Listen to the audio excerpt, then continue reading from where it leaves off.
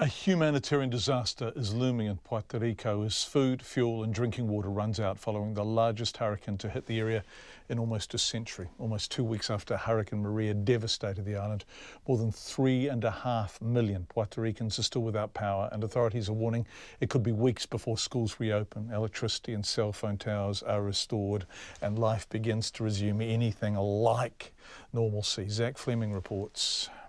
Desperate scenes in Puerto Rico as food, water and cash runs out. Hundreds of people lined up outside this Walgreen pharmacy for up to 12 hours, hoping to get medicine.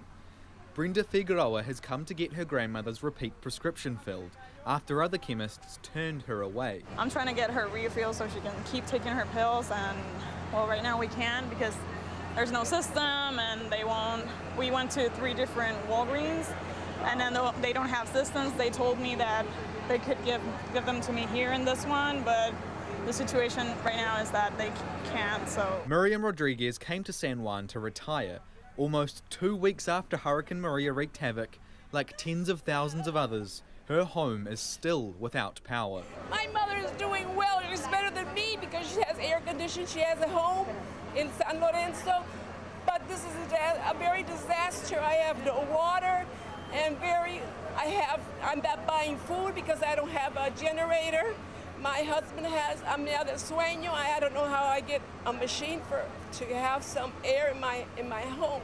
But I want to tell my family in Chicago that we're doing well, but it's very disastrous because this is the first time I'm crying.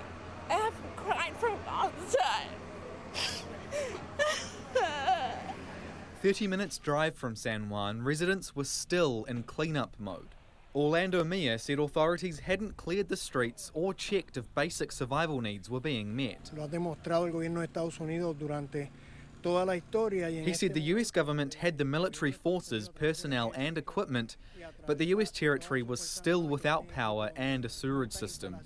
US President Donald Trump came under fire from San Juan Mayor Carmen Yuen Cruz over the weekend after she accused his administration of being too slow to respond in what she says is a fast-developing humanitarian crisis.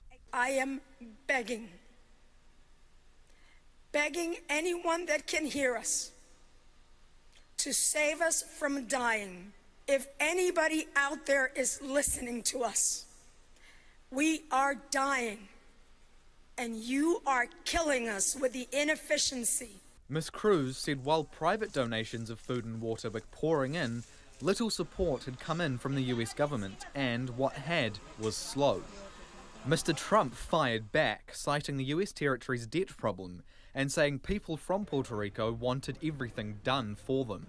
Ultimately, the government of Puerto Rico will have to work with us to determine how this massive rebuilding effort will end up being one of the biggest ever, will be funded and organized, and what we will do with the tremendous amount of existing debt.